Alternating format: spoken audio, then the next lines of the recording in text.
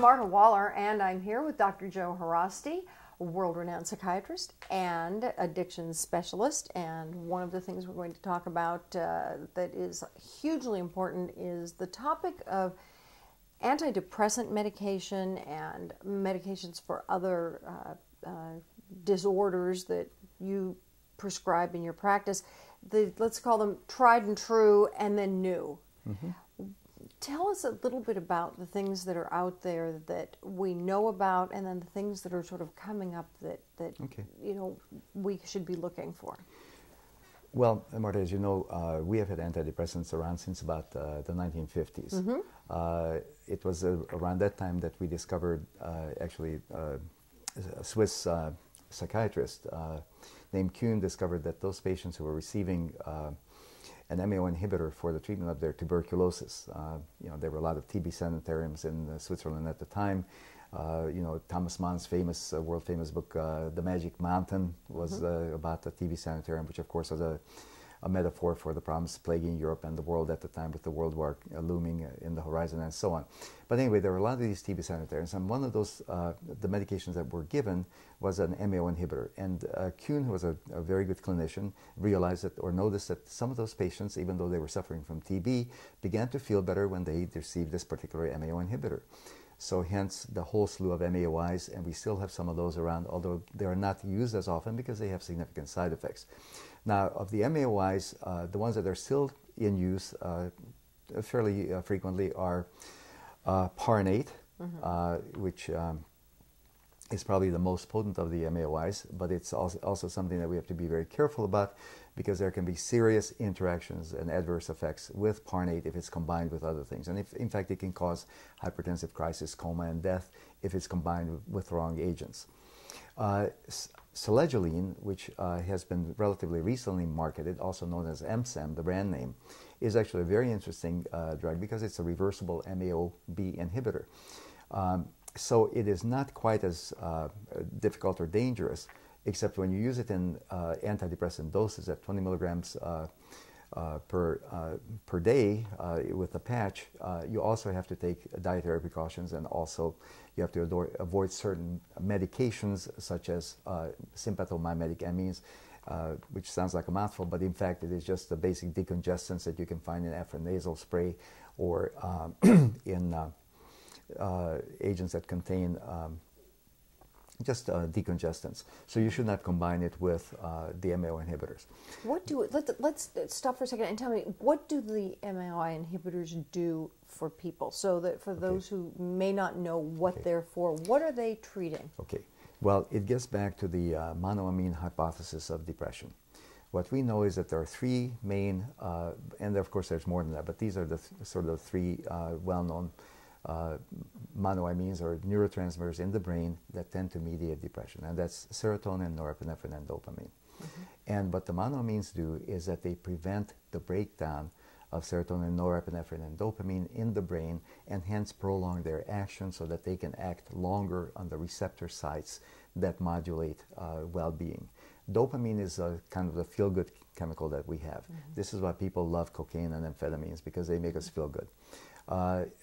And then, of course, we have the opioids, but those are not directly involved in depression treatment. The three main chemicals are the serotonin, norepinephrine, and dopamine. And what we have found over the years is that people who suffer from depression have relatively low levels of these agents. So the initial thought was that, okay, if we can increase the levels of these transmitters at the brain synapses, where synaptic transmission occurs between nerve cells, then we can alleviate depression. So the initial hypothesis was that there was a diminished amount of these neurotransmitters available, and hence depression.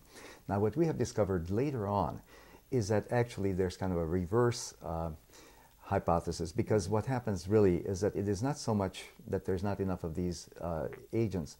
There may have been not enough of these agents in the beginning, but what that results in is that there becomes less receptors on the receiving end.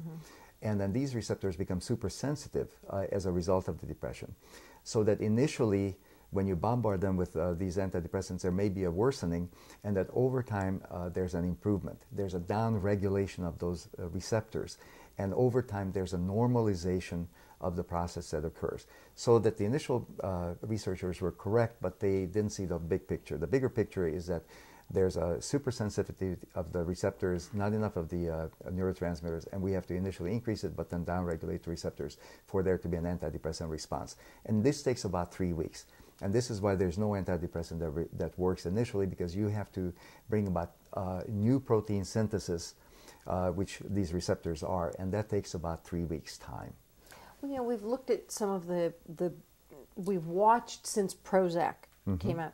We've watched sort of the evolution of the SSRIs. We've had the selective serotonin reuptake inhibitors. Right. We've had, you know, Prozac, and then Right. and then all sort of the offspring, Right. if you will, and we watched them coming along. What are some of the sort of the little changes we've seen that have fine-tuned it? Right. Well, the tricyclics were the other group of drugs that were discovered around the same time when the MAOIs were. And so these were the drugs that we have during the 60s and the early part of the 70s. These were the first generation antidepressants. And they were helpful, but they also had tremendous side effects, and they were terribly lethal in overdose. Many patients died of suicide because they took an overdose of Elavil, imipramine, tofranil, and so on, the tricyclics. The tricyclics also had terrible cardiovascular side effects. Also, they cause weight gain. And I used to say, because I've been practicing since the late 70s, early 80s, I used to say that I'm depressed about antidepressants because I could never get my patients back to remission. They felt a little bit better, but they were not back to normal. And so this was very frustrating to me as a physician. So there was a huge breakthrough when we realized in the mid-80s with the advent of Prozac, which was the first SSRI, that there's something that really can bring a person back to normalcy. They are really back to where their baseline before they ever got depressed. So this was a tremendous breakthrough. Next came Zoloft. Then we had Paxil. Then Celexa. Then Luvox, which has never been approved for the treatment of depression, but actually it's a good antidepressant also. It's very closely connected chemically to Prozac, but it's officially not an antidepressant. It has significant antidepressant effects. It's used mainly to treat anxiety and OCD type symptoms.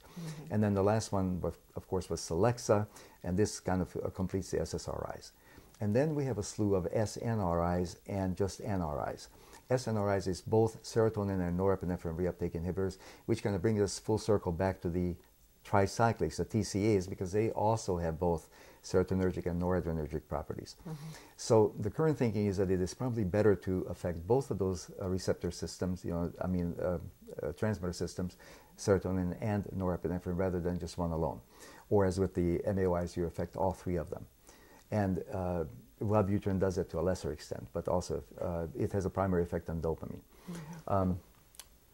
So basically, we're looking at just refining the science. Exactly. So the second generations and now the third generation, it is refining things, and also we're eliminating a lot of the side effects. The SSRIs are much safer in overdose. They don't have as many side effects, although they can cause weight gain, and they can have terrible effects on a person's libido, which is another great side effect. I mean, people really don't like it because you kind of trade off feeling better for having no sex drive. Right. And it affects men and women equally. It's an equal opportunity adverse effector. So when you get then into this next generation, where you're working on both systems, and this next generation of medications, the side effects are fewer. Right. And your net is better. Your net is better, exactly. And so we have now the SNRIs, which affect both, and among these is, of course, venlafaxine or Fexer, that had a lot of side effects. And now we have desvenlafaxine, which is Pristiq. So that's a major breakthrough, because with desvenlafaxine, first of all, we don't need to increase the dose, say, to 225, 300, 450 milligrams, which can cause a lot of side effects. There doesn't seem to be a dose response curve, but rather it seems to be like one dose fits all, almost. So you can take 50 milligrams of Pristiq, which is a fairly low dose, very few side effects. Its side effect is almost no different from placebo. And occasional people will require about 100 milligrams, 75 to 100 milligrams, but even at that dosage, it is not that there aren't that many more side effects, so it's very well tolerated. So it's a great improvement over the others. Plus, it affects two receptor sites, two neurotransmitter systems, serotonin and norepinephrine. And also what we have found is that if it affects both these systems, then it can also cause pain relief in certain pain situations, and also in fibromyalgia, which is a big breakthrough, because fibromyalgia, even though it's not considered to be a real syndrome by a lot of doctors. In fact, it is. And in fact, many of my patients suffer from it, and we finally have something to offer these patients. So basically, we're looking at science continues now to research and refine these medications to the point where we have lower doses, more effective doses with fewer side effects. Right. Well, this is obviously good news for the many, many people who suffer from depression and other related disorders. And we have run out of time again. So until next time, I'm Marta Waller. And I'm Dr. Joe Haraszti. Thanks for joining us. We'll see you next time.